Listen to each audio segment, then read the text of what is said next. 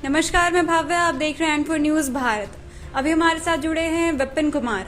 आपको बता दें कि 16 को यहाँ पे जो इवेंट हुआ था जयराम महतो का, जो वो आए थे और इतने सारे लोगों को उन्होंने संबोधन मतलब बताया था जेबी केसेस के बारे में, और जो आंदोलन कर रहे हैं उनके बारे में उन्होंने बताया था। उन्होंने हर चीज़ बताया कि कैसे छात्रों के लिए क्या अच्छा है क्या बुरा है। उनके जो था उसमें उस भीड़ में मैक्सिमम भीड़ छात्रों का था।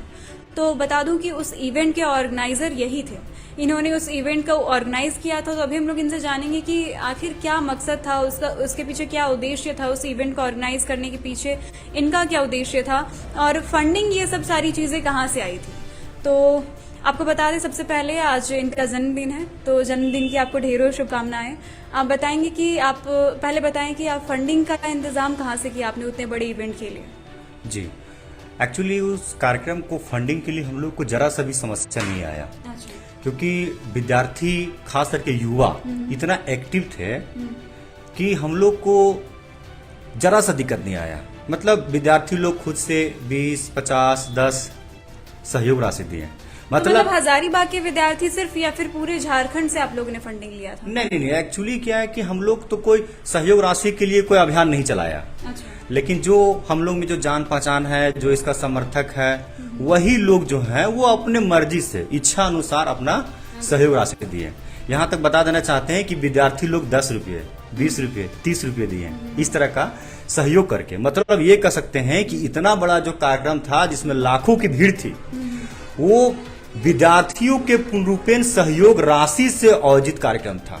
अच्छा। हाँ। मतलब विद्यार्थियों ने ही इतना दे हो गया। हाँ। अच्छा, दूसरा सवाल मैं ये, और उस कार्यक्रम की बहुत बड़ी विशेषता यह थी कि उस कार्यक्रम में सिर्फ युवा ही नहीं, युवा को गढ़ने वाले टीचर, प्रोफेसर, ऐसे तमाम प्रतिनिधि उस कार्यक्रम में हिस्सा लिए थे और कार्यक्रम को संबोधित भी किए थे।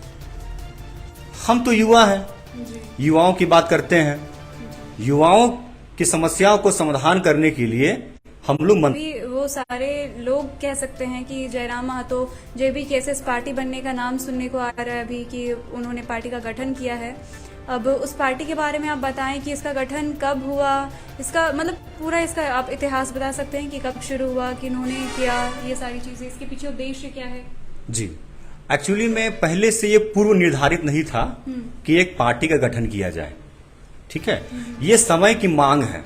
अच्छा। विद्यार्थियों का कह सकते हैं एक मांग है कि युवा लोग जो हैं वो विधानसभा में जाएं और युवाओं की जो समस्या है उसको बताने के लिए, उनको समाधान करने के लिए युवा भी, छात्र भी प्रतिनिधि होना चाहिए।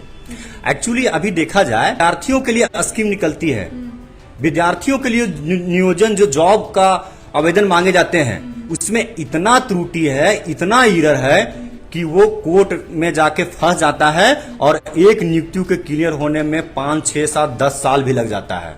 आप बताइए, जिनके लिए अब नियोजन बनाए हैं, जिनके लिए आवेदन मांगे हैं, एक बड़ा समूह से आप उनसे कुछ पूछ नहीं रहे हैं कैसा नियम होना चाहिए, वो उनसे आप उस समूह से आप उनको नजरअंदाज कर दे रहे हैं।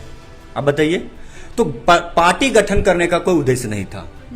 आज भी कहते हैं वो लोग कि हम लोग सत्ता में नहीं आना चाहते हैं, हम लोग चाहते हैं कि विद्यार्थियों की जो समस्या है और खास करके झारखंडियों का जो अपनी पहचान, भाषा, संस्कृति और उनको जो रोजगार की जो समस्या है वो सरकार मान ले, तो हम जैसे पढ़े लिखे युवा जो हैं वो सत्ता में नहीं आना चाहते हैं बल्कि सेवा करना चाहते हैं। मैं एक बात बोलती हूँ, आखिर समय की मांग के हैं या फिर मजबूरी के हैं, लेकिन आप लोगों ने एक पार्टी का लगभग गठन कर दिया है। तो इस पार्टी का उद्देश्य आपने अभी जहां तक बताया कि छात्रों की जो समस्याएं हैं उसे विधानसभा में उतारना। तो झारखंड में तो इसके अलावा भी कई और समस्याएं हैं, जैसे कि यहाँ पे खनिज पदार्थ निकाले जाते हैं। बड़का गांव में आए दिन वहां पे लोग धरना पे उतरते रहते हैं क्योंकि उन लोगों का जमीन छीना जा रहा है, और भी ऐसी कई अन्य समस्याएं हैं। तो आपको क्या लगता है कि सिर्फ एक समस्या को रख करके जनता के सामने जीता जा सकता है जनता का वोट? नहीं, हम सिर्फ एक उदाहरण बताएं विद्यार्थियों की समस्या, क्योंकि लेकिन अभी मुद्दा तो इसी को आप लोग बना रहे हैं। जैसे कि आप लोग कहीं पे भी जाते हैं इवेंट ऑर्गेनाइजेशन के लिए, तो आप लोग मुद्दा तो यही रहता है 60-40, और जो है विद्यार्थियों के लिए, युवा के लिए आप लोग और सारी समस्याओं के लिए क्या कर रहे हैं, क्या कुछ करेंगे? देखिए, एक्चुअली वो मेन फोकस समस्या है, इसलिए कि उसके इर्द गिर्द में सारे चीज घूम रहे हैं, सारे समस्याएं उसके इर्द गिर्द में घुस रहे हैं। जैसे युवा की बात करें तो युवाओं पढ़े लिखे हैं, अच्छे हैं, लेकिन उनको रोजगार नहीं मिल रहा है। सरकार बना ली है कि स्थानीय कंपनियों में स्थानीय युवाओं को 75% रोजगार देना है। ठीक है, तो फिर ये मामला जुड़ गया, कंपनी का मामला जुड़ गया, स्थानीय का मामला जुड़ गया, रोजगार का। तो कहीं ना कहीं जो है वो हमारा मेन मुद्दा तो है ही, लेकिन उससे सारा चीज सिमेटा हुआ। अब बताइए, खतियान की बात आ जाती है हम लोग के साथ, विद्यार्थियों युवाओं के साथ, कि भाई आखिर नियोजन ले रहे हैं आप तो किस नियोजन नीति से ले रहे हैं? झारखंड बने हुए 23 साल हो गए, सरकार के पास अपना कोई नियोजन नीति नहीं है। झारखंड बने हुए 23 साल हो गए, सरकार के पास कोई विस्थापन नीति नहीं है कि जो कंपनी को जो जमीन दिया जा रहा है, उनका जो विस्थापित हो रहे हैं उनका कैसे आगे कल्याण होगा, उसके लिए कोई ठोस नियम सरकार के पास है ही नहीं।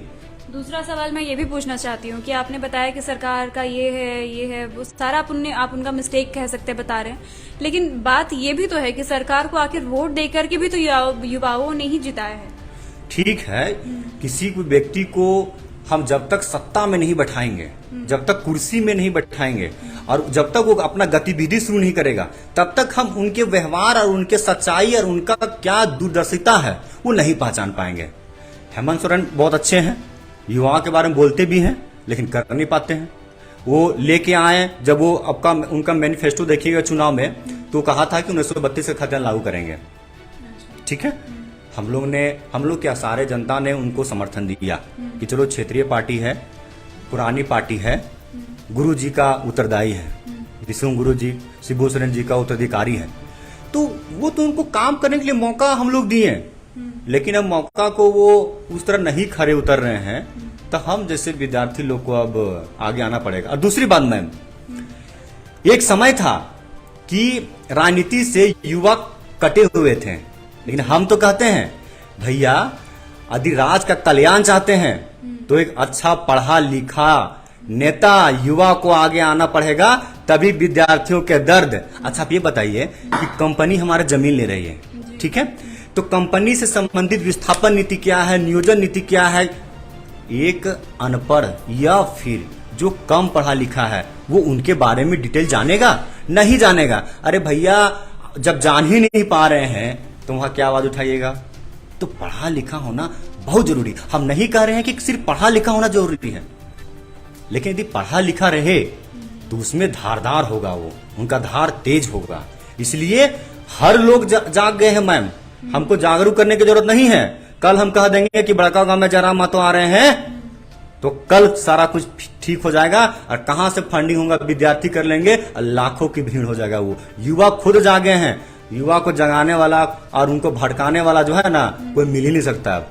अच्छा, मेरा दूसरा सवाल थोड़ा हट करके है। जैसे कि आपने 1932 खतियान के बारे में बात किया कि 1932 खतियान को लागू करने के लिए कहा था हेमंत सोरेन ने, लेकिन वो लागू नहीं किए। तो इसमें अभी अगर ये लागू भी हो जाता है तो इसमें दूसरी तरफ देखा जाए तो ये कई तरह से हो सकता है गरीबों को इफेक्ट कर सकता है, क्योंकि जिनके पास जमीन के पेपर्स है, जिनके पास जमीन है वो तो ठीक है, जिनके पास जमीन ही नहीं था, जैसे कि कुछ गरीब लोग जो जमीन ही ओन नहीं किए होंगे उस टाइम, तो उन लोगों को क्या हो जाएगा? मतलब कि 1932 खतियान आने के बाद भी उनको तो लाभ नहीं मिल पाएगा। देखिए मैम, ऐसा नहीं कि उन लोगों को यहाँ से भगा दिया जाएगा, ऐसा नहीं कि यहाँ से उन लोगों को बेघर कर दिया जाएगा, ठीक है? लाभ कैसे मिल पाएगा? पहला बात है कि भाई आप जैसे कि बहुत सारे बाहरी लोग हमारे झारखंड में आके बसे हुए हैं, उन लोगों का स्वागत भी है कि हमारे राज्य के विकास में उनका भी योगदान है, लेकिन कहने का मतलब है कि जब हम लोग यहाँ का मूलवासी हैं और हम लोग खाने के लिए कह सकते हैं कि हम लोग को सोचना पड़ रहा है, रोजगार के लिए हम लोग को सोचना पड़ रहा है, आने का पीढ़ी लोग के लिए सोचना पड़ेगा, तो इस पर तो थोड़ा सा विचार करना पड़ेगा। सरकार उनके लिए भी कुछ करेगी, लेकिन पर्सनल जो हम लोग हैं इनके लिए तो करना ही पड़ेगा। जी। आप बताएं अब जेबी केसेस के बारे में कुछ बताएं कि जैसे कि इसका फ्यूचर, इसका भविष्य क्या हो सकता है अगर ये सत्ता में आ गई, तो क्या क्या चीजें कर सकती है, सिर्फ युवाओं के लिए नहीं बाकी सारी चीजों के लिए, छोटे से छोटे समस्याओं के लिए, हजारीबाग से लेकर के पूरे झारखंड तक के लिए। जी, यदि जनता लोग का जनादेश हो, पूरा झारखंडियों का एकजुटता दिखाए और हम सभी का जो कह सकते हैं कि जो पार्टी यदि सत्ता में आए, तो ये जानिए कि झारखंड में जो अभी 23 साल में नहीं हुआ वो होगा। क्योंकि हम लोग कोई ये स्वार्थी लोग नहीं है कि सत्ता में काबिज होना चाहते, नहीं, हम लोग परिवर्तन और बदलाव की मांग करते हैं। यदि ये काम वही लोग कर दे जो अभी सत्ता में बैठे हुए हैं हमारे महोदय लोग, तो हम लोग को चुनाव में आने वाले नहीं है। तो हम लोग कह सकते हैं कि जेबी केसेस का मुख्य उद्देश्य सुधार है, सत्ता में पार्टी को मतलब कि सत्ता के पार्टी को बदलना नहीं, सत्ता में काबिज होने के बजाय बदलाव, जी, परिवर्तन, परिवर्तन, सारे चीजों में आमूलचूल परिवर्तन, सत्ता में सरकार के सिस्टम में परिवर्तन, हमारी पहचान में परिवर्तन, हमारी संस्कृति को जो यहाँ पे कह सकते हैं कि गिराया जा रहा है उसमें परिवर्तन, आमूलचूल सारे क्षेत्रों में परिवर्तन होने की बात हम लोग करते हैं। तो जैसे कि हमने अभी इनसे जाना जेबी केसेस का क्या उद्देश्य है, जयराम महतो का क्या उद्देश्य है, और बाकी ये एक सपोर्टर खुद हैं और उनके साथ हमेशा रहते हैं, ये सब का क्या उद्देश्य है। साफ तौर पे, सीधे तौर पे अगर मैं आपको बताना चाहूँ तो इनका सिर्फ इतना उद्देश्य है कि इस राज्य के लिए सुधार हो, बदलाव हो, परिवर्तन हो, ना कि इस राज्य में जो सत्ता पे बैठे हैं उनका बदलाव, उनका परिवर्तन हो। पर सरकार अगर कुछ नहीं करेंगे तो फिर इनको खुद सत्ता में आना पड़ेगा झारखंड के लिए कुछ करने के लिए, सीधे तौर पे मैं ये कह सकती हूँ, है ना। तो जैसा कि अभी आपने जाना कि जेबी केसेस और जेएमएम कह सकते हैं या फिर कई अन्य पार्टियों में क्या क्या अंतर है, ये क्या करना चाहते हैं, बाकी पार्टियां क्या कर रही है, ये तो आप देख रहे होंगे। अभी हमारे राज्य में गठबंधन की सरकार है, इससे सब भली भांति परिचित होंगे। और अभी हेमंत सरकार झारखंड के लोगों के लिए क्या क्या कर रही है, तो झारखंड के लोग से ज्यादा बेहतर तरीके से कोई नहीं जानते होंगे। खैर, आज के लिए बस इतना ही, बाकी के लिए देखते रहें। आज के लिए बस इतना ही, बाकी के लिए देखते रहें एन4 न्यूज़ भारत।